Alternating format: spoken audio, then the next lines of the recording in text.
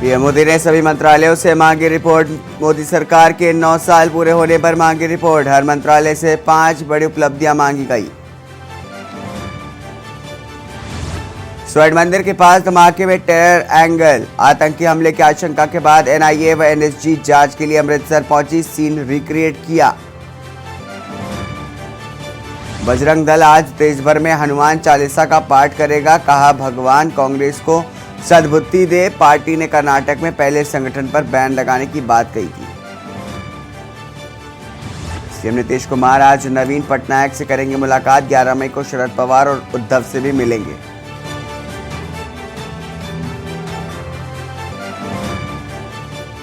गृह मंत्री अमित शाह आज कोलकाता आएंगे। गुरुदेव रविंद्रनाथ टैगोर जयंती के कार्यक्रमों में शामिल होंगे। एलपीएआई और बीएसएफ के प्रोजेक्ट्स का उद्घाटन करेंगे।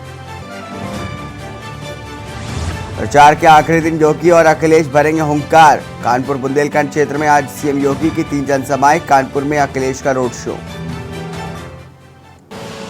आप देख रहे हैं के न्यूज, खबरों का सारथी। नमस्कार, स्वागत है आपका। आप देख रहे हैं के न्यूज। मैं हूं आपके साथ हारिस। आज देश भर में हनुमान चालीसा का पाठ करेगा बजरंग दल। हनुमान चालीसा का पाठ करेगा बजरंग दल। पार्टी ने कर्नाटक में पहले संगठन पर बैन लगाने की बात कही थी। आपको बता दें कि भगवान कांग्रेस को सद्बुद्धि दे, बजरंग दल ने कहा है। पार्टी ने कर्नाटक में पहले संगठन पर बैन लगाने की बात कही थी। बजरंग दल आज हनुमान चालीसा का पाठ करेगा। भगवान कांग्रेस को सद्बुद्धि दे, बजरंग दल द्वारा ये कहा जा रहा है कांग्रेस के लिए, क्योंकि कांग्रेस पार्टी ने कर्नाटक में पहले बजरंग दल पर बैन लगाने की बात कही थी। इसलिए आज देश भर में हनुमान चालीसा का पाठ करने वाला है बजरंग दल। बजरंग दल हनुमान चालीसा का पाठ करेगा। बजरंग दल ने कहा है कि भगवान कांग्रेस को सद्बुद्धि दे, इसलिए वो हनुमान चालीसा का पाठ करेंगे, क्योंकि कांग्रेस ने कर्नाटक में पहले संगठन पर बैन लगाने की बात कही थी।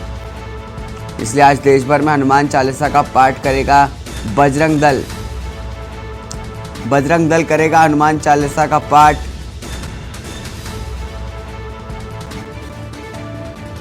बजरंग दल ने कहा कि कांग्रेस को सद्बुद्धि दे भगवान, क्योंकि पार्टी ने कर्नाटक में पहले संगठन पर बैन लगाने की बात कही थी। आज देश भर में हनुमान चालीसा का पाठ होगा। बजरंग दल करेगा हनुमान चालीसा का पाठ।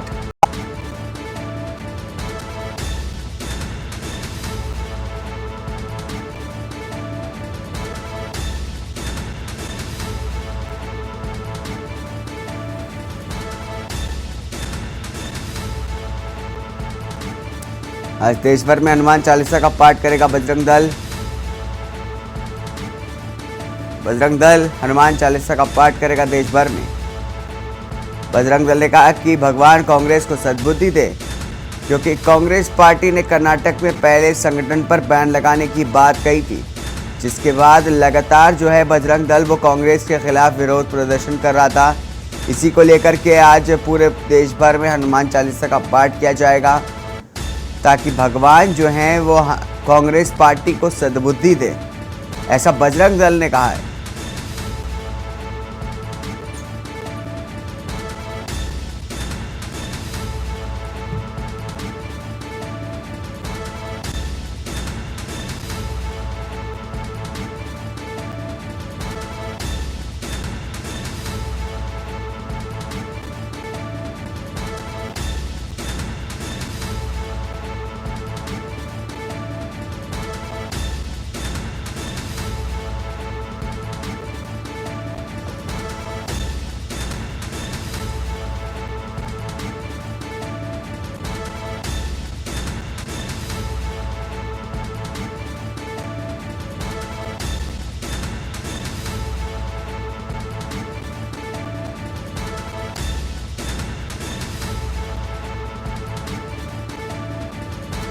तो आपको बता दें कि लगातार जो है बजरंग दल वो कांग्रेस के खिलाफ विरोध प्रदर्शन कर रहा है, क्योंकि कांग्रेस ने कर्नाटक चुनाव में अपना मैनिफेस्टो जारी करते हुए कहा था कि वो बजरंग दल पर बैन लगाएंगे अगर वो सत्ता में आते हैं। इसको लेकर के बजरंग दल लगातार जो है वो कांग्रेस के खिलाफ विरोध प्रदर्शन कर रहा है।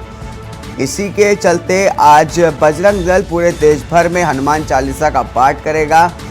बजरंग दल का कहना है कि उनके हनुमान चालीसा की पाठ करने से वो प्रार्थना करेंगे भगवान से कि कांग्रेस को सद्बुद्धि दे। इसी के चलते बजरंग दल आज पूरे देश भर में हनुमान चालीसा का पाठ करने जा रहा है। आपको बता दें कि लगातार जो है कांग्रेस को निशाना बना रहा है बजरंग दल, क्योंकि बजरंग दल को बैन करने की बात कही थी कांग्रेस ने। रुकेंगे एक छोटे से ब्रेक के लिए, ब्रेक के बाद जल्द हाजिर होंगे।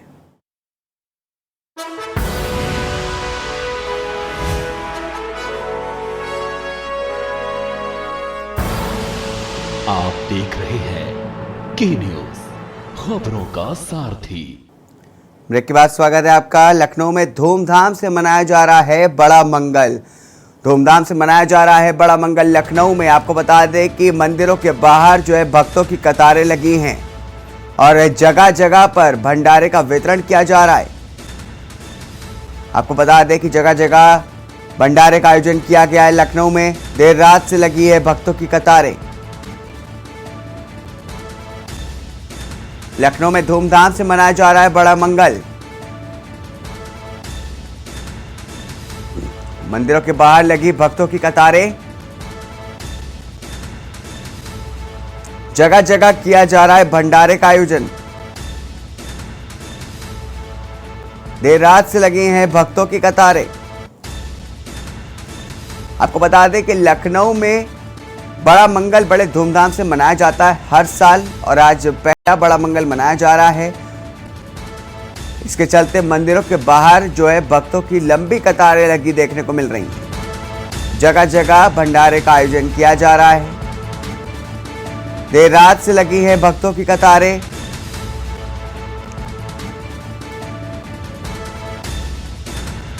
लखनऊ में धूमधाम से मनाया जा रहा है बड़ा मंगल। मंदिरों के बाहर लगी भक्तों की कतारें, जगह जगह किया जा रहा है भंडारे का आयोजन। देर रात से लगी भक्तों की कतारें। लखनऊ में धूमधाम से मनाया जा रहा है बड़ा मंगल। मंदिरों के बाहर जो है वो भक्तों की कतारें देखने को मिल रही हैं। बताया जा रहा है कि रात से ही भक्त जो है कतारों में लगे हुए हैं। आज बड़ा मंगल लखनऊ में धूमधाम से मनाया जा रहा है।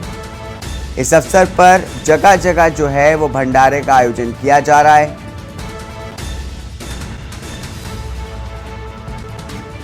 इस पर बात करने के लिए लखनऊ से हमारे सहयोगी भरत सेठी हमारे साथ जुड़े हैं। भरत, जिस तरीके से देखा जा रहा है कि लखनऊ में हर साल जो है वो भंडारे का आयोजन किया जाता है और जो पहला बड़ा मंगल मनाया जा रहा है, इसको लेकर के क्या कुछ बताना चाहेंगे? देश माँ का पहला बड़ा मंगल आज है। तमाम जो लखनऊ के मंदिर है, मंदिरों के बाहर भक्तों की रात से ही लंबी लंबी जो कतारें हैं वो देखने को मिल रही है। फिलहाल सुरक्षा की दृष्टि से भी तमाम जो सुरक्षाकर्मी है, पुलिस को भी मंदिरों के बाहर तैनात किया गया है और सतर्कता जो महिला पुलिसकर्मी है वो भी मंदिरों के बाहर तैनात है। और लखनऊ के प्राचीन मंदिर पर है, ये हबीबगंज में मंदिर है।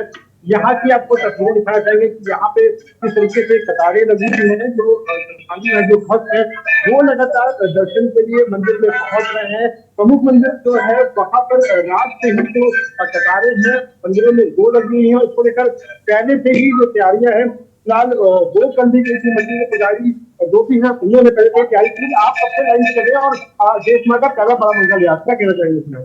आज हम कहना चाहेंगे कि आज बहुत ही शुभ दिन है और हर किसी को मंदिर आना चाहिए और श्री हनुमान जी के दर्शन करना चाहिए। लेकिन और भी लोग हमारे साथ है सर, आप दर्शन करने आए हैं, क्या कहना चाहेंगे देश माँ का पहला बड़ा मंगल? वेट रखी हुई है, दूर क्या था लाइन में लगे हुए काफी समय से जो श्रद्धालु है वो लाइन से लगे। आपको मंदिर के अंदर की जो तस्वीरें हैं वो दिखाना चाहेंगे। जो पुजारी है वो भी इस समय मंदिर के अंदर है और जो मंदिर पहुंच रहे हैं उनको दर्शन करवा रहे हैं। सर बता दें सर, पंडित जी आज देश माँ का बड़ा पहला मंगल है, मैं बधाई है टेलीविजन पर। क्या कहते हैं, किस तरह की तैयारियां होती हैं यहाँ पे हनुमान जी की बहुत भव्य तैयारी होती है, क्योंकि आज के दिन बड़ा विशेष होता है हनुमान जी का। तो बहुत लोग, हजारों की संख्या में लोग दर्शन करते हैं, लाखों की संख्या में बहुत लंबी भीड़ लगती है। और हनुमान जी का श्रृंगार बहुत अच्छे सुंदर वस्त्रों में होता है। तो हनुमान जी की कृपा संकट के लिए हनुमान जी है। तो श्रद्धालुओं की बहुत अच्छे से जो है विनती सुनते हैं, उनकी मनोकामनाएं पूरी होती है। यही एक महिमा हनुमान जी की है। और कई वर्षों में, कम से कम 50 सालों से हनुमान जी हमारे यहाँ प्रसिद्ध है और बहुत ही इनकी अपरंपार महिमा है।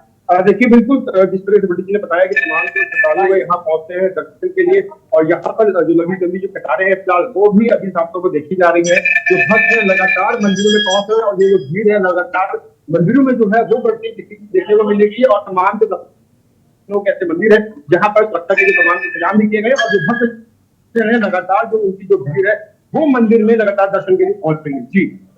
जी भरत, जिस तरीके से आपने दिखाया हनुमान मंदिर पर भक्तों की कतारें लगी हुई हैं, तो कितने बजे रात से ये भक्त जो है कतारों में लगे हुए हैं और कितनी देर के बाद उनको मौका मिला है भगवान के दर्शन करने का?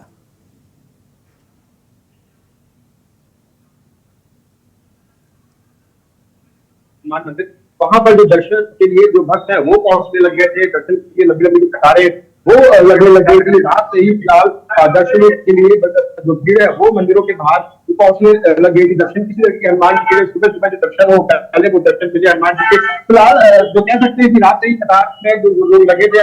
प्रमुख दिन है देश माँ का जो पहला बड़ा मंगल है, और लोगों की मानता है कि अगर बड़े मंगल के दिन वर्तमान के दर्शन करते हैं, हनुमान के कृष्ण में दर्शन करते हैं, तो तमाम को उनके दुख है और सब दूर हो जाते हैं। और हनुमान जी उनकी जो शक्ति है उनसे पूछते हैं, और हनुमान कह सकते हैं कि हनुमान की अपनी बातों को रखते हैं, अपने दुख को बताते हैं, और उनका जो दुख का निवारण है हनुमान जी इसी तरीके से जल्द से जल्द करते हैं। भरत, जिस तरीके से देखा जाता है कि बड़े मंगल पर लखनऊ में जो है वो जगह जगह भंडारे का आयोजन किया जाता है, इस बार भंडारे को लेकर के क्या कुछ खास देखने को मिल रहा है? देखिए, बिल्कुल भंडारों का आयोजन किया जाता है, लेकिन इस बार प्रशासन ने अनुमति के लिए परमिशन पहले बोला था कि जो भी अगर भंडारा करवाएगा उसको नगर निगम से अनुमति लेनी पड़ेगी, और क्षेत्र में जो थाना है वहां पर भी लेटर भेजना पड़ेगा कि हम लोग यहाँ पर भंडारा करवाएंगे। फिलहाल लगभग 400 से अधिक जगह देश का जो पहला बड़ा मंगल भंडारे लखनऊ में हो रहे हैं, और जो आगे जो अनुमति है वो वेतन देंगे, और अनुमति के बाद में ही भंडारे करने का आयोजन जो भंडारा किया जा सकेगा। जी भरत, धन्यवाद लखनऊ से हमारे साथ जुड़ने के लिए।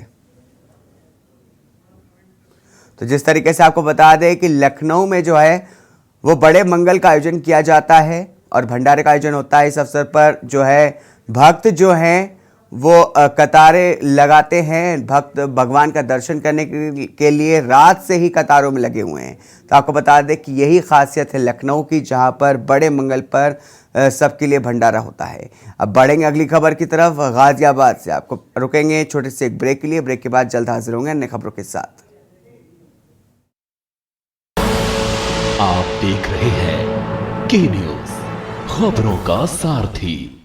ब्रेक के बाद स्वागत है आपका। खबर गाजियाबाद से है, जहां पर AIMIM के चीफ असदुद्दीन ओवैसी आज चुनाव प्रचार करेंगे। पंचायत अध्यक्ष के प्रत्याशी के चुनाव प्रचार में पहुंचेंगे ओवैसी। गाजियाबाद पहुंचेंगे आज असदुद्दीन ओवैसी। पंचायत अध्यक्ष के प्रत्याशी के चुनाव प्रचार में पहुंचेंगे ओवैसी। आखिरी दिन डासना नगर पंचायत अध्यक्ष के लिए प्रचार के लिए पहुंचेंगे ओवैसी। पंचायत अध्यक्ष के प्रत्याशी के चुनाव प्रचार में पहुंचेंगे ओवैसी। तो बड़ी खबर आपको बता रहे हैं गाजियाबाद से, जहां पर AIMIM के चीफ असदुद्दीन ओवैसी चुनाव प्रचार करने के लिए पहुंचेंगे। पंचायत अध्यक्ष के प्रत्याशी के चुनाव प्रचार के लिए असदुद्दीन ओवैसी गाजियाबाद आएंगे। आखिरी दिन डासना नगर पंचायत अध्यक्ष के लिए प्रचार करने के लिए ओवैसी पहुंचेंगे। बताया जा रहा है कि पंचायत अध्यक्ष के प्रत्याशी के चुनाव प्रचार के लिए ओवैसी पहुंचने वाले हैं। गाजियाबाद से खबर आपको बता रहे हैं, AIMIM के चीफ असदुद्दीन ओवैसी आज गाजियाबाद पहुंचेंगे। पंचायत अध्यक्ष प्रत्याशी के चुनाव प्रचार के जुटेंगे, उनके लिए जनता से वोट के लिए अपील करेंगे। आखिरी दिन डासना नगर पंचायत अध्यक्ष के लिए वोट मांगने के लिए खुद ओवैसी आएंगे। पंचायत अध्यक्ष पद के चुनाव प्रचार के लिए ओवैसी पहुंचेंगे। एआईएमआईएम के चीफ है असदुद्दीन ओवैसी, जो चुनाव प्रचार करने के लिए आज गाजियाबाद पहुंच रहे हैं। पंचायत अध्यक्ष के लिए प्रत्याशी के चुनाव प्रचार में पहुंचेंगे ओवैसी।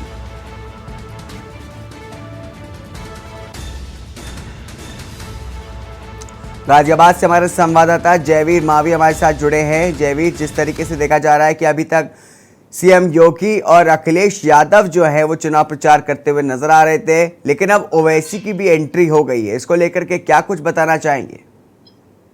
देखिए, मैं आपको बता दूं कि गाजियाबाद की जो दासना नगर पंचायत है उस पर अभी तक की अगर हम बात करते हैं तो वर्तमान में एएमआईएम का ही उम्मीदवार वहां पर जो कब्जा एक तरह से कहा जा सकता है सीट पर कब्जा रहा है। एक बार फिर से उस कब्जे को बरकरार रखने के लिए अब क्योंकि आज चुनाव का प्रचार का आखिरी दिन है और एएमआईएम के जो अध्यक्ष हैं, जो मुखिया हैं असदुद्दीन ओवैसी गाजियाबाद पहुंचेंगे और दासना की जो नगर पंचायत है उसके जो उम्मीदवार हैं अपने उम्मीदवार के समर्थन में यहाँ पर जनसभा को संबोधित करेंगे। तो कहीं ना कहीं जिस तरह से लगातार पिछली बार से भी एएमआईएम का ही उम्मीदवार पर विजय हुआ था, तो अपने उम्मीदवार को जिताने के लिए यानी कि जो सीट है उस पर अपने कब्जे को बरकरार रखने के लिए असदुद्दीन ओवैसी वहां पहुंचेंगे। और हालांकि अगर बात करें तो जिस तरह से जो वहां नगर पंचायत की हम बात करते हैं, दासना नगर पंचायत की बात करते हैं, तो वहां पर काफी आसान जीत यहाँ पर नजर आ रही है असदुद्दीन ओवैसी। तो एएमआईएम पार्टी है उसकी, तो कहीं ना कहीं जिस तरह से लोग हैं उनको संबोधित करेंगे और अपने जो प्रत्याशी है उनके समर्थन में एक चुनाव जो जनसभा है उसको भी संबोधित करेंगे। तो दोपहर को जब असदुद्दीन ओवैसी पहुंचेंगे, हालांकि उनके जो समर्थक हैं उनकी वहां पर काफी भीड़ पहुंच जाती है और पुलिस को भी इनकी सुरक्षा व्यवस्था बनाने में काफी समस्याओं का सामना करना पड़ता है, काफी भीड़ होती है। अगर बात करें तो पिछले विधानसभा चुनाव से पहले के आसपास की बात करते हैं तो असदुद्दीन ओवैसी पर छिजार से जो टोल टैक्स है जो दासना से कुछ दूरी पर है वहां पर हमला भी हो चुका था। तो कहीं ना कहीं सुरक्षा की बात करें तो पुलिस जिला प्रशासन पूरी तरह से सुरक्षा को व्यवस्था बनाने के लिए चाक चौबंद और पूरी रणनीति जिला पुलिस ने बनाई है किस तरह से जो असदुद्दीन ओवैसी है उनके कार्यक्रम को पूरी तरह से जो सुरक्षित तरीके से उस कार्यक्रम को आयोजित कराया जा सके। किसी भी तरह की जो लॉ एंड ऑर्डर यानी कि कानून व्यवस्था है उस पर कोई किसी तरह के प्रभावित ना हो। तो असदुद्दीन ओवैसी के कार्यक्रम को लेकर पुलिस प्रशासन के साथ साथ जो आम जनता है, जो आम लोग हैं, वो भी पूरी तरह से वहां पर उत्साहित नजर आ रहे हैं। आम लोग जो इनके जो चहेते हैं, जो इनकी पार्टी के जो कार्यकर्ता हैं, वो पूरी तरह से अपने जो अध्यक्ष है उनके इस्तेमाल यानी कि स्वागत के लिए पूरी तैयारियां कर रहे हैं और एक भव्य कार्यक्रम दासना में होने जा रहा है। काफी भीड़ वहां पर पहुंचने की जो संभावनाएं जताई जा रही हैं और कहीं ना कहीं जिस तरह से ध्रुवीकरण भी कहा जा सकता है कि जो राजनीतिक जानकारों की बात करें तो इस कार्यक्रम के माध्यम से असदुद्दीन ओवैसी जो अपने जो कार्यकर्ता हैं उनको वोटरों का ध्रुवीकरण भी कर सकते हैं। जिस तरह अगर हम बात करें जो असदुद्दीन ओवैसी के बयान आते हैं, चाहे वो असद या फिर अतीक अहमद की जो एनकाउंटर है उसको लेकर भी यहाँ पर सवाल उठाया जा सकता है। तो कहीं ना कहीं पूरी तरह से पुलिस भी इस जी जयवीर, जिस तरीके से देखा जाता है कि असदुद्दीन ओवैसी अपने जोरदार भाषण देने के लिए जाने जाते हैं और उनको देखने के लिए उनके समर्थक भी भारी मात्रा में जुटते हैं और अभी तक ये निकाय चुनाव जो है वो विकास और कानून व्यवस्था के नाम पर ही देखा जाए तो लड़ा जा रहा है। लेकिन अब असदुद्दीन ओवैसी के एंट्री के बाद क्या धार्मिक ध्रुवीकरण होगा? क्योंकि उनके बयान हो सकता है कि कुछ इस तरीके के हो सकते हों और आपने जिस तरीके से बताया कि अतीक अहमद का भी हत्याकांड भी हुआ है जिसके हो सकता है कि उसको लेकर के भी कुछ बयानबाजी सामने आए। देखिए, दासना की अगर हम बात करते हैं जो नगर पंचायत क्षेत्र है वो अल्पसंख्यक समुदाय यानी कि मुस्लिम समुदाय की वहां पर बहुतायत है, लोग हैं, वो ज्यादा लोग हैं। और पिछली जो योजना गई है, पिछली 5 वर्षीय योजना में नगर पंचायत दासना पर असदुद्दीन ओवैसी की ही पार्टी के अध्यक्ष रहे हैं, तो उस कुर्सी को भी बचाना बड़ी चुनौती है। और जिस तरह से बयान की बात करें तो ऐसे जो बयान है काफी प्रभावित करते हैं। तो कहीं ना कहीं हालांकि चुनाव आचार संहिता का ध्यान रखते हुए संभावनाएं है कि अतीक या फिर इन तरह के जो एनकाउंटर है उनको नाम न लेकर इनडायरेक्ट वे में उन पर हमला साधा जा सकता है। असदुद्दीन ओवैसी लगातार भारतीय जनता पार्टी पर निशाना साधते रहते, तो कहीं ना कहीं अब हालांकि देखना होगा कि वो अपने भाषण में किन विषय को रखते हैं। और जीत की बात करें तो कहीं ना कहीं पूरी तरह से आश्वस्त भी है आईएमआई के जो उम्मीदवार हैं और कार्यकर्ताओं को जो जोश है, जिस तरह से लगातार वहां पर एएमआईएम के जो कब्जा भी रहा है और उनके जो समर्थक है उनके कार्यकर्ताओं की संख्या की बात करें तो दासना नगर पंचायत क्षेत्र में काफी दबदबा है या पूरी तरह से प्रभावित कहा जा सकता है कि एएमआईएम के जो कार्यकर्ता है पूरी तरह से इस चुनाव को प्रभावित जी भी करेंगे। जयवीर, और बहुत संभावना है बहुत शुक्रिया इस पर हमसे विस्तार से बात करने के लिए। जिस तरीके से बताया कि आज असदुद्दीन ओवैसी की भी निकाय चुनाव में एंट्री हो गई है, इसको लेकर के क्या कुछ होगा दिलचस्प होगा देखना।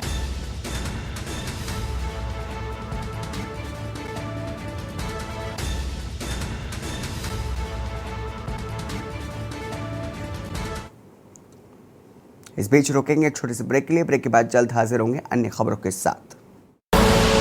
आप देख रहे हैं के न्यूज, खबरों का सारथी।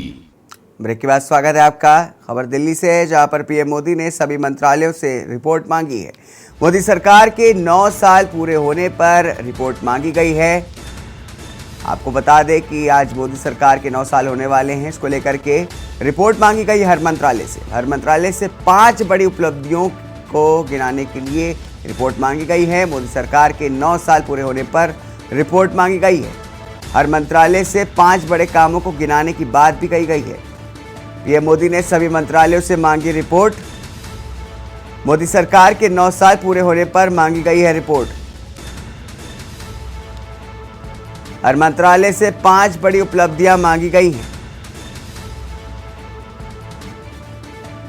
मोदी सरकार के 9 साल पूरे होने पर रिपोर्ट मांगी गई है। ये मोदी ने सभी मंत्रालयों से रिपोर्ट मांगी है। मोदी सरकार के 9 साल पूरे होने पर रिपोर्ट मांगी गई है। प्रवेश शर्मा हमारे संवाददाता दिल्ली से हमारे साथ जुड़े हैं। प्रवेश, जिस तरीके से अब देखा जा रहा है कि मोदी सरकार अब 9 साल की अपनी रिपोर्ट जो है वो पेश करने वाली है, उसको लेकर के क्या कुछ बताना चाहेंगे? जी बिल्कुल, मैं आपको बता दूं, आज मोदी सरकार को 9 साल पूरे हो चुके हैं और इसी के उपलक्ष्य में मोदी सरकार के द्वारा ये कहे प्रधानमंत्री मोदी ने अपने हर मंत्रालय से एक रिपोर्ट कार्ड मांगा है। रिपोर्ट कार्ड इसलिए कह रहा हूं क्योंकि प्रधानमंत्री मोदी का साफ साफ कहना है कि 2014 से पहले और आज के जो डाटा है उस पर बात करी जाएगी। उसमें ये देखा जाएगा कि 2014 से आने के बाद से मोदी सरकार ने क्या क्या उपलब्धियां करी है, कितना उनको अपने उद्देश्य को हासिल किया है और कितना 2014 से पहले था। उन दोनों का जो अंतर है या ये कहे जो उससे गैप है या दूरी है, उसको गिनाना है, उसको दिखाना है। हर मंत्रालय को ये बताना होगा कि 2014 से पहले ये स्थिति थी और आज 9 साल पूरे होने पर मोदी सरकार के 2023 में ये स्थिति है। जी प्रवेश, जिस तरीके से विपक्ष जो है लगातार जो है मोदी सरकार की पारदर्शिता को लेकर के सवाल खड़ा करता रहा है, तो क्या इस रिपोर्ट के आने के बाद विपक्ष की तरफ से विपक्ष को एक जवाब मिल जाएगा पारदर्शिता को लेकर के, जिस तरीके से मोदी सरकार को सवाल किया जाता है? जी बिल्कुल, मैं आपको बता दूं, ये जो पूरी योजना है ये विपक्ष को जवाब देने के लिए ही है, क्योंकि जब हर मंत्रालय अपना खुद का कार्य देखेगा, खुद का अपना अनुभव देखेगा और खुद स्वयं ये इस बात को बताएगा कि उसके विभाग ने कितना काम आगे बढ़ाया या क्या किया, तो सबसे बड़ी बात है, सबसे पहले मोदी सरकार या प्रधानमंत्री मोदी जो चाहते हैं कि सबसे पहले तो खुद उनके मंत्रालय को इस बात की जानकारी हो जाए कि वो कितने पानी में है। दूसरी बात मैं बता दूं, जो विपक्ष बार बार हमला करता है, विपक्ष को लेकर वो आंकड़े सामने रखे जाएंगे, उसमें सीधा ये बताया जाएगा कि 2014 में ये स्थिति थी और 2023 में ये स्थिति है। इसीलिए इसको मैं रिपोर्ट कार्ड नाम दे रहा हूँ बजाय रिपोर्ट के, क्योंकि इसमें प्रधानमंत्री मोदी ने दोनों जो गैप है 2014 से पहले का और 2023 आज 9 साल पूरे होने पर दोनों को गिनाया जाएगा। जी प्रवेश, जिस तरीके से विपक्ष बार बार ये भी आरोप लगाता रहा है कि मोदी सरकार जो है उनके कामों को अपने कामों की सूची में गिन लेती है, तो क्या ये इस बार भी कुछ इसी तरीके से हो जाएगा या फिर जो रिपोर्ट आएगी वो पारदर्शिता को साफ दर्शाएगी? जी बिल्कुल, मैं आपको बता दूं, जब 5-5 रिपोर्ट कार्ड अपने हर मंत्रालय देगा तो उसमें जरूर कुछ चीजें सामने निकल कर आएंगी, कुछ अनुभव आएंगे, कुछ चीजें ऐसी भी होंगी जो 2014 से पहले हुई होंगी और बाद में ज्यादा हुई होंगी, और हो सकता है कोई मंत्रालय ऐसा भी निकले जिसका कार्यभार मैं ये कहूं कि अभी 2014 से पहले ही ठीक था या अभी भी बड़ा है। ये तो रिपोर्ट कार्ड आने के बाद तय होगा। लेकिन बात अगर करें कि अपना नाम करने की, तो ये एक प्रथा है राजनीति में। मेरा ऐसा मानना है कि जब कोई योजना लाता है और उसको लागू करता है तो हो सकता है कि लागू करने तक उसकी सरकार या ये कहे उसकी स्थिति बदल जाती है। तो जब नई सरकार आती है तो उस योजना पर विचार करती है और अच्छी लगने पर उसको लागू कर देती है। तो ये एक सामान्य प्रक्रिया है। इसके लिए मैं ये कहूंगा कि कोई नई बात नहीं है इसमें। सिर्फ एक हर सरकार एक अपना लाभ देखती है, अपना प्रॉफिट गिनती है कि अगर हम ऐसा करेंगे तो जनता के हित का होगा और जनता हमें जो है काफी अच्छा मानेगी और ये जनता के लिए किया जाता है। जी प्रवेश, जिस तरीके से अगले साल माफ कीजिएगा लोकसभा चुनाव होने वाले हैं, उससे पहले मोदी सरकार अपना रिपोर्ट कार्ड जो है वो जनता के सामने रख रही है और जो वादे उन्होंने किए थे, क्या उन वादों के लेकर के भी इसका जवाब कोई सामने आएगा? बिल्कुल ये बात आपने बिल्कुल सही कही। लोकसभा चुनाव 2024 में होने हैं और उसको लेकर हर पार्टी की बात करूं, मैं खाली बीजेपी की बात नहीं करूंगा, कांग्रेस हो, आम आदमी पार्टी हो या अन्य कोई भी पार्टी हो, सारी अपनी एक रूपरेखा तैयार कर रहे हैं और उसी के अंतर्गत हर पार्टी ये दिखाना चाह रही है कि इस बार 2024 में उनको मौका मिले, चाहे वो बीजेपी हो चाहे वो आम आदमी पार्टी भी प्रधानमंत्री की कुर्सी की रेस में आने की तैयारी कर चुकी है और कांग्रेस तो पहले से इस रेस में रहती है। लेकिन हैरान करने वाली बात है कि जब जो भी आंकड़ा आएगा तो उसको हर प्रधानमंत्री मोदी खुद उसको जो है जनता के सामने रखेंगे और जब आंकड़ा होगा तो उसको लेकर विपक्ष का भी हमला होगा और उसपे दिखाया और बताया जाएगा कि हमने कितना काम किया और जितने वादे किए थे उनमें कितने पूरे किए, कितना अभी पूरा होना बाकी है, ये भी एक रिपोर्ट कार्ड में शामिल होगा। जी प्रवेश, जिस तरीके से पीएम मोदी ने 2014 से पहले जो बड़े बड़े वादे किए थे, क्या उन वादों पर भी जो सवाल या निशान विपक्ष द्वारा खड़ा किया जाता है, जैसे कि काले धन को लेकर के हो या फिर अन्य जो है मुद्दे हो, उसको लेकर के कोई जवाब सामने आएगा इन रिपोर्टों के जरिए? जी बिल्कुल, मैं आपको बता दूं कि कुछ मुद्दे ऐसे हैं जो दरकिनार कर दिए गए हैं, चाहे वो काले धन का मुद्दा हो, चाहे अभी फिलहाल की बात करें अडानी का मुद्दा हो, जिसको थोड़ा सा दरकिनार कर दिया गया है। बात करें कि जो अन्य जो मुद्दे हैं उनको लेकर हर मंत्रालय, चाहे वो खेल मंत्रालय हो, चाहे मैं बात करूं रेल मंत्रालय हो, चाहे वो कोई भी मंत्रालय हो, वो सिर्फ अपनी उपलब्धियां गिनाने की कोशिश करेंगे, क्योंकि वो ये बताने की पूरी कोशिश करेंगे कि उन्होंने 2014 से पहले ये स्थिति थी और 2023 में आज ये कर दी है और ये सब मोदी सरकार में हुआ है और मोदी सरकार के कहने पे हुआ है। और बात करें कि हर मंत्रालय सिर्फ अपनी उपलब्धि ही गिनाने की कोशिश करेगा, इसमें कोई दोहराए नहीं है। जी प्रवेश, अगले साल लोकसभा चुनाव से पहले क्या मोदी सरकार इस तैयारी में है कि वो ये दिखा सके जो 70 सालों में नहीं हुआ वो पिछले 9 सालों में पीएम मोदी के नेतृत्व में हुआ है? जी बिल्कुल इसमें कोई दोहराई नहीं है। प्रधानमंत्री का हर मंत्रालय, चाहे वो कोई भी मंत्रालय हो, वो अपनी उपलब्धियां गिनाने में पीछे नहीं हटेगा और वो जल्द से जल्द ये रिपोर्ट प्रधानमंत्री मोदी को भी सौंप देंगे, क्योंकि उनको ये दिखाना है, ये बताना है कि हम लोगों ने आपके कहने से या ये कहें आपकी रूपरेखा में जो काम किया उसमें पूरा मन लगा के किया, उसमें आगे बढ़े, या ये कहें कि जो रूपरेखा तैयार की गई थी उनको हासिल किया गया, उनके लिए हर मंत्रालय ने जी जान से काम किया है। और बात करें, हर मंत्रालय ये रिपोर्ट देगा और हर मंत्रालय ये कोशिश करेगा प्रधानमंत्री को बताने की कि उन्होंने जद्दोजहद से पूरे जी जान से जो काम किया है वो आपके नेतृत्व में किया है।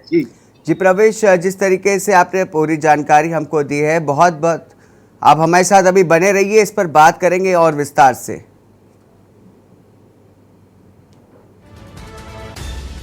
जैसा कि प्रवेश ने बताया कि अब पीएम मोदी के 9 जो मंत्रालय है 9 साल पूरे होने पर रिपोर्ट देंगे कि मोदी ने उनसे रिपोर्ट मांगी है और 5 बड़े कामों को गिनाने की बात भी कही है।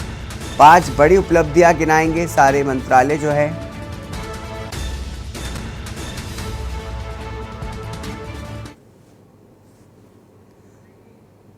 इस बीच दिल्ली से बड़ी खबर सामने आ रही है। बीजेपी अध्यक्ष जेपी नड्डा आज लेंगे बैठक, सभी महासचिवों के साथ करेंगे बैठक, केंद्र प्रदेश सरकारों के कामकाज को लेंगे फीडबैक, आगे के कार्यक्रमों की तय होगी रूपरेखा। तो बड़ी खबर आ रही है दिल्ली से, जहां पर महासचिवों की बैठक होगी, केंद्र प्रदेश सरकारों के कामकाज का फीडबैक लिया जाएगा, आगे के कार्यक्रमों की रूपरेखा भी तैयार की जाएगी। दिल्ली में जेपी नड्डा बीजेपी अध्यक्ष आज बैठक लेंगे। इस बैठक में सभी महासचिव शामिल होंगे। केंद्र प्रदेश सरकारों के कामकाज का फीडबैक लिया जाएगा इस बैठक में, साथ ही साथ आगे के कार्यक्रमों की रूपरेखा भी तैयार की जाएगी। आपको बता दें कि जेपी नड्डा बीजेपी अध्यक्ष आज बैठक लेने वाले हैं दिल्ली में। सभी महासचिव इस बैठक में शामिल होंगे। सभी महासचिवों के साथ आज जेपी नड्डा बैठक करने वाले हैं। केंद्र प्रदेश सरकारों के कामकाज का फीडबैक लिया जाएगा। आगे कार्यक्रमों की रूपरेखा भी तैयार की जाएगी। बीजेपी अध्यक्ष जेपी नड्डा आज लेंगे बैठक।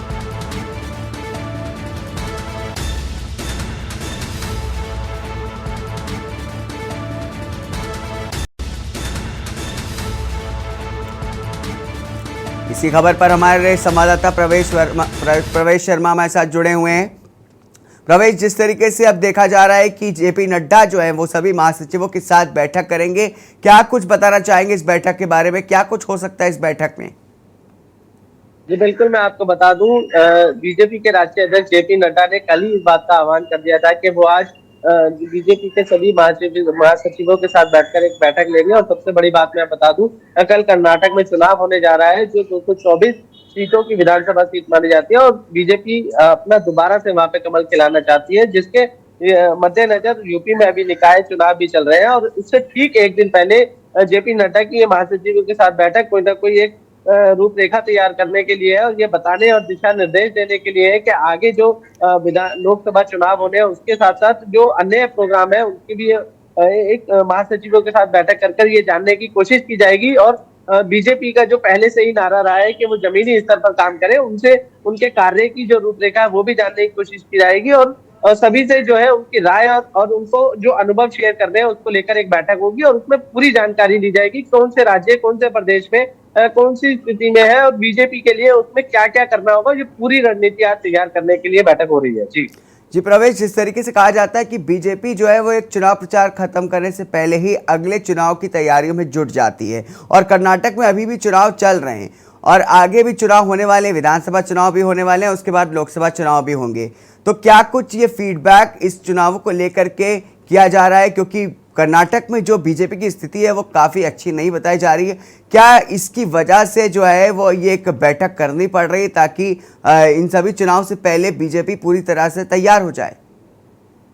जी बिल्कुल, आप बिल्कुल सही कह रहे हैं। कर्नाटक की स्थिति की बात करें तो जो है एग्जिट पोल भी आया है, उसमें बीजेपी का थोड़ा सा ग्राफ गिरता हुआ ही नजर आ रहा है। लेकिन हैरान करने वाली बात यह है कि कल कर्नाटक में चुनाव है और अभी यूपी का दूसरे चरण का निकाय का चुनाव भी जो है परसों होना है। और ऐसी स्थिति में आनंद फानंद में जो है जेपी नड्डा जो ये महासचिवों के साथ बैठक कर रहे हैं, तो उसमें कहीं ना कहीं ये कयास लगाए जा रहे हैं कि ये बैठक जो है बीजेपी ये जानने की कोशिश करना चाहती है कि आगे जो चुनाव होने हैं या ये कहें जो लोकसभा की तैयारियां करनी है तो उसमें महासचिवों के बीजेपी के होंगे, उसमें ये बता सके कि कौन से राज्य में वो किस स्थिति पे है और किन परिस्थितियों में वो पीछे जा रहे हैं और क्या कारण हो सकते हैं। उन कारणों को दूर करना और उन कारणों को जानने के लिए जो है आज ये बैठक होने जा रही है।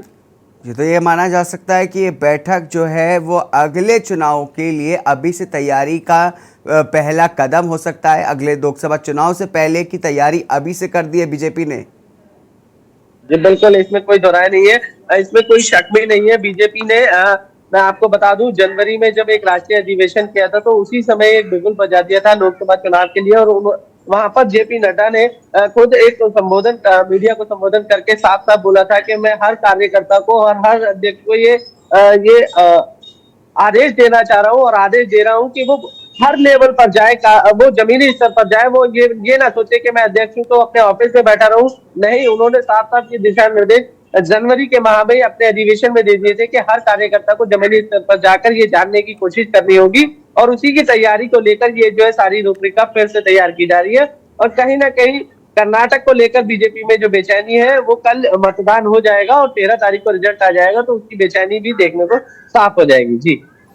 जी प्रवेश, जिस तरीके से आपने बताया कि कर्नाटक में चुनाव से पहले जो है बीजेपी में एक खलबली मची हुई है, ये बैठक जो है वो ये साफ जाहिर करती है। तो क्या ये बैठकें आगे भी होंगी? किस तरीके से आगे की क्या कुछ रूपरेखा हो सकती है बीजेपी की? जी बिल्कुल, देखिए ये पार्टी का अपना डिसीजन होता है और हर पार्टी अपने कार्यकर्ताओं के साथ मीटिंग करके अपने संगठन को मजबूत करना चाहती है और ये एक सामान्य प्रक्रिया है। इसको किया जाता है ताकि संगठन में कोई कमी हो या कोई नाराजगी हो या ये कहा जाए कि कोई ऐसी बातें हो जो शीर्ष नेताओं तक नहीं पहुंच पा रही है, तो वो इनके जरिए जानी जाती है और उनको सूत्रधार बनाकर आगे पहुंचाई जाती है। और उन कमियों को दूर करने के लिए, संगठन की मजबूती के लिए इस तरीके का बूथ लेवल पे कहे या इस तरीके की मीटिंगों का होना अनिवार्य होता है। और बीजेपी इसमें माहिर है। बीजेपी अच्छी तरीके से जानती है कि बूथ लेवल पर हर कार्यकर्ता के साथ जुड़ने के लिए इस तरीके से वो समय समय पर मीटिंग करती रहती है। और यही वजह है कि वो मीटिंग कर ये जानने की कोशिश कर रही है कि कौन सी ऐसी वजह होगी या कौन सी ऐसे कारण होंगे कि जिस वजह से बीजेपी कुछ राज्यों में जो पीछे चल रही है उनको आगे कर सके और लोकसभा चुनाव 2024 की तैयारी भी कर सके। जी प्रवेश, बहुत बहुत शुक्रिया इस खबर पर विस्तार से हमारे साथ जुड़ने के लिए। तो जिस तरीके से बताया कि जेपी नड्डा जो हैं वो अभी से बैठक ले रहे हैं, महासचिवों की बैठक लेंगे आज दिल्ली में और आगे की रूपरेखा तैयार की जाएगी, जो फीडबैक है वो लिया जाएगा।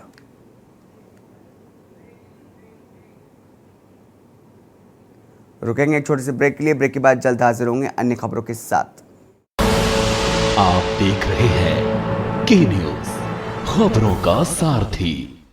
ब्रेक के बाद स्वागत है आपका। आप सांसद संजय सिंह का मेरठ में रोड शो है। आपको बता दें कि लिसाड़ी गेट में इलाके में किया गया है बड़ा road show. Summer garden Madina colony 60 फुटा रोड में रोड शो। तो बड़ी खबर आपको बता रहे हैं, लिसाड़ी गेट इलाके में किया गया है road show. Summer garden Madina colony 60 फुटा रोड में रोड शो हुआ है। इलोखेड़ी पुल तक संजय सिंह ने की पदयात्रा और लिसाड़ी गेट इलाके में जनसभा को संबोधित भी किया है उन्होंने। इसी के साथ आप प्रत्याशी ऋचा सिंह के समर्थन में पदयात्रा में रोड शो किया है।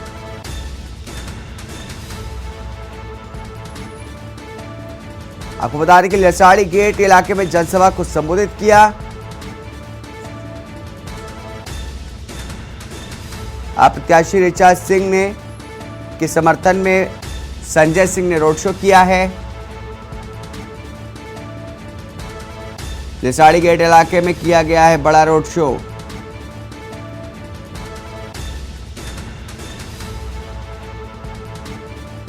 राजू शर्मा हमारे संवाददाता मेरठ से जुड़े हैं। राजू, जिस तरीके से अब आम आदमी पार्टी भी निकाय चुनाव में दिखाई दे रही है, योगी और अखिलेश के बाद अब संजय सिंह भी रोड शो कर रहे हैं, उसको लेकर के क्या कुछ बताना चाहेंगे?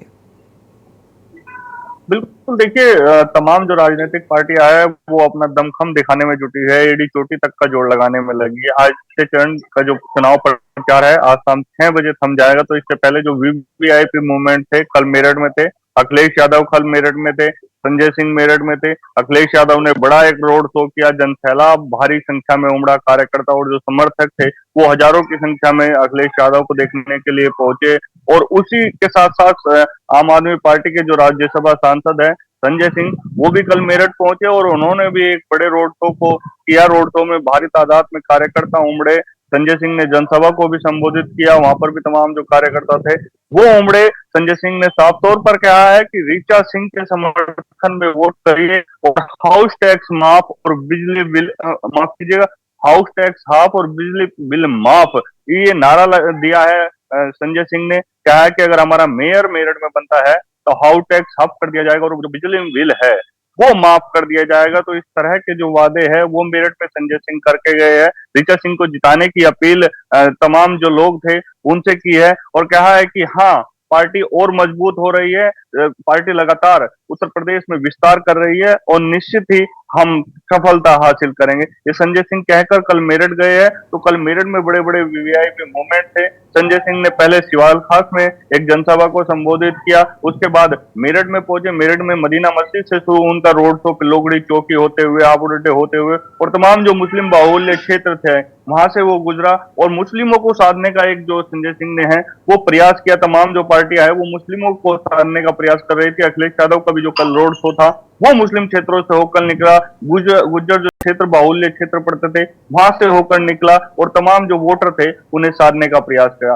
देखा, अब ये जानना है कि जो 13 तारीख को रिजल्ट आएगा उसमें किसकी किस्मत जो है निकल कर आएगी, कौन जीत के जो ताज है उसके सर चढ़ेगा। अखिलेश यादव की जो पार्टी है उससे सीमा प्रधान यहाँ पर महापौर प्रत्याशी है, आम आदमी पार्टी से रीचा सिंह यहाँ प्रत्याशी है और भाजपा से हरिकांत आलूवालिया यहाँ पर प्रत्याशी है, बसपा से हसमत मलिक प्रत्याशी है और कांग्रेस से नसीम कुरैशी यहाँ पर महापौर के प्रत्याशी है। तमाम जो प्रत्याशी है बड़े बड़े दावे कर रहे हैं, जनता के बीच जाकर विकास कराने की बड़ी बड़ी बातें कर रहे हैं। कह रहे हैं नालियां साफ करा दी जाएगी, जो सड़कें हैं वो बना दी जाएगी, स्मार्ट सिटी बनाया जाएगा। अखिलेश यादव ने तो कल तंज भी कसा योगी सरकार पर, कहा कि सीएम साहब ने कहा था कि अलीगढ़ और मेरठ को स्मार्ट सिटी बना देंगे, लेकिन नहीं बनाए, कूड़े का ढेर बना दिया। तो तमाम जो पार्टियां हैं वो आरोप प्रत्यारोप में लगी हुई है, वोटरों को साधने का प्रयास कर रही है, लेकिन वोटर के मन में क्या है ये कल स्पष्ट हो पाएगा। माफ कीजिए 11 तारीख को स्पष्ट हो पाएगा और वोटर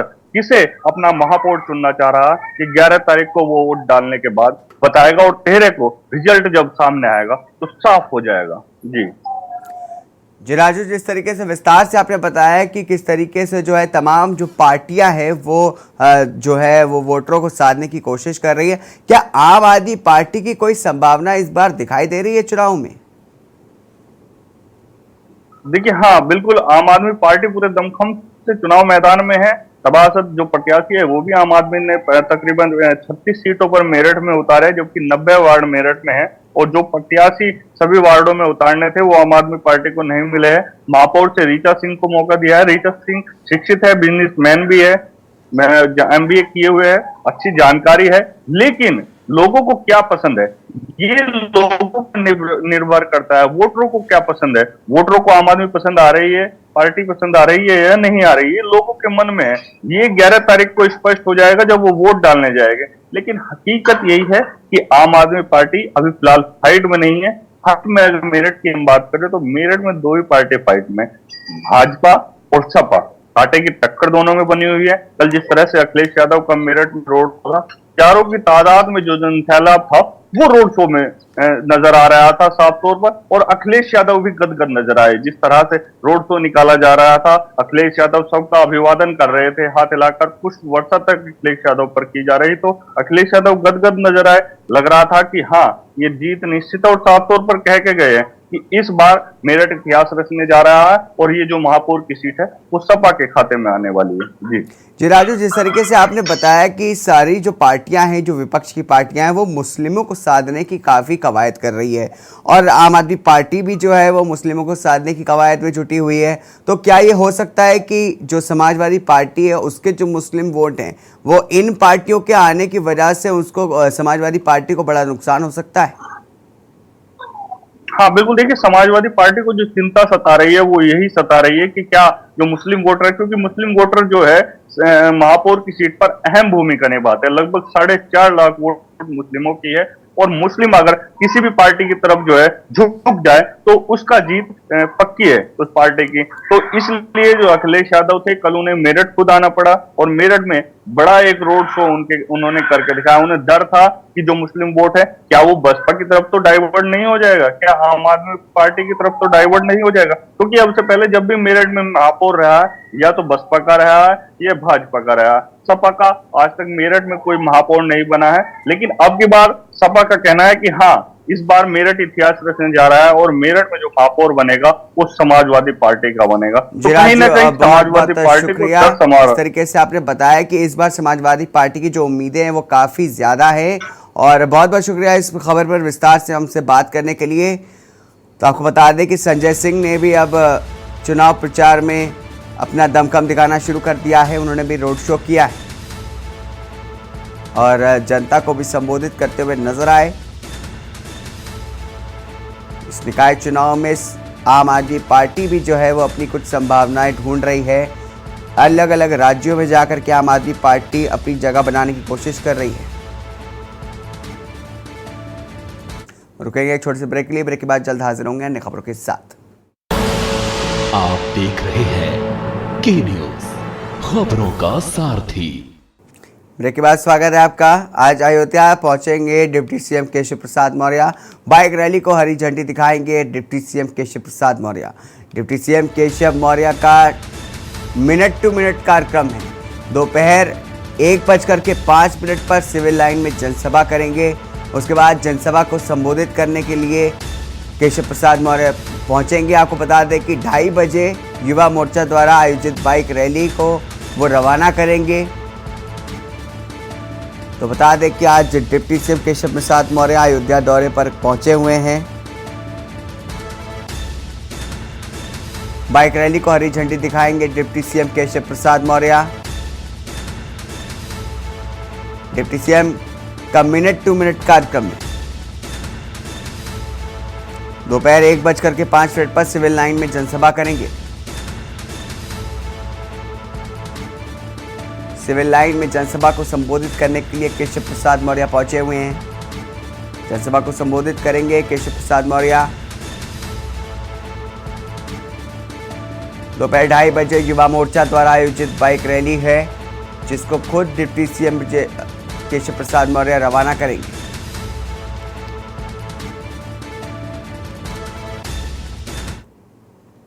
वहीं बीजेपी सांसद साक्षी महाराज और औरैया द्वारा आज है। आपको बता दें कि बीजेपी प्रत्याशी राजकुमार दुबे के समर्थन में नुक्कड़ जनसभा होगी।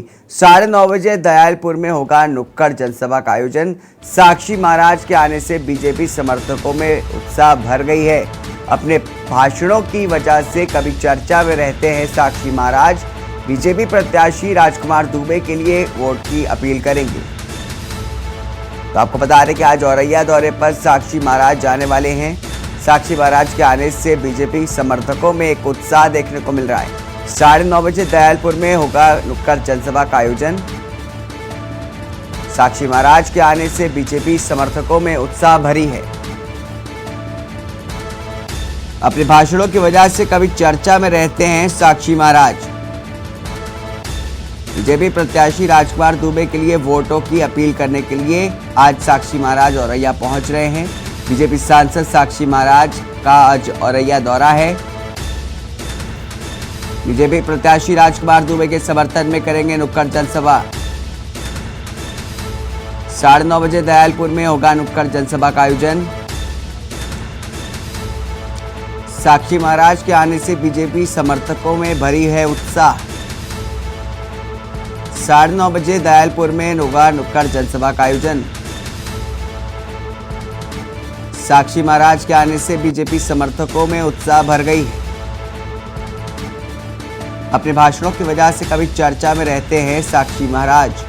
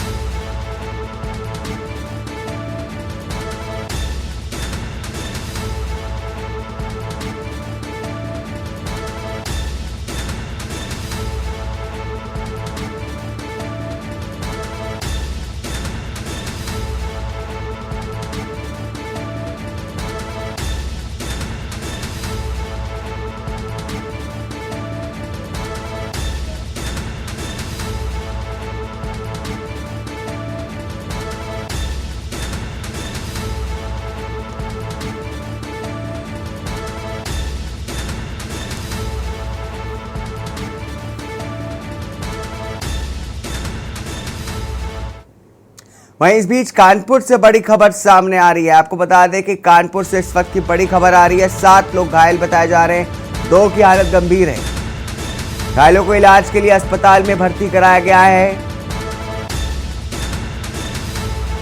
शहर के आला अधिकारी जांच पड़ताल में जुटे।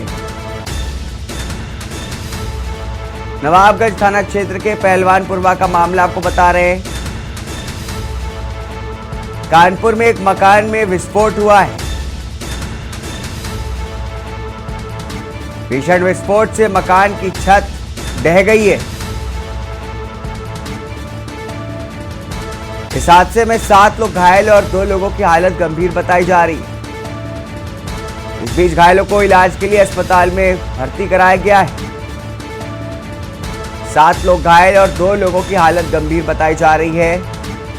आपको बता दें कि कानपुर के एक मकान में विस्फोट हुआ है, जिसके बाद इस हादसे में घायलों को इलाज के लिए अस्पताल में भर्ती कराया जा रहा है। शहर के आला अधिकारी जांच पड़ताल में जुटे हुए नजर आ रहे हैं।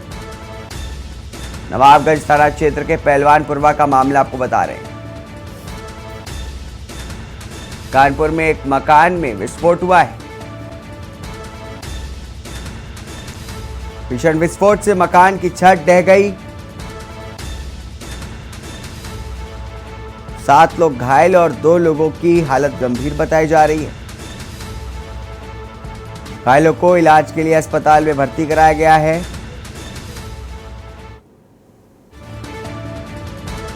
कानपुर से बड़ी खबर आपको बता रहे हैं। एक मकान में विस्फोट हुआ है जिसकी वजह से छत ढह गई। इस हादसे में 2 लोग गंभीर रूप से घायल बताए जा रहे हैं, जबकि 7 लोग अन्य घायल हैं।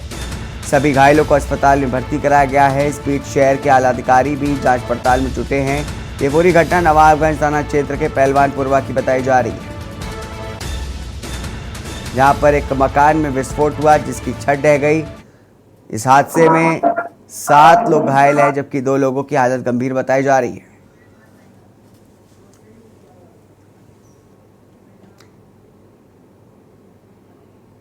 इन्हीं खबरों के साथ इस बुलेटिन में बस इतना ही। नमस्कार। आप देख रहे हैं के न्यूज़, खबरों का सारथी।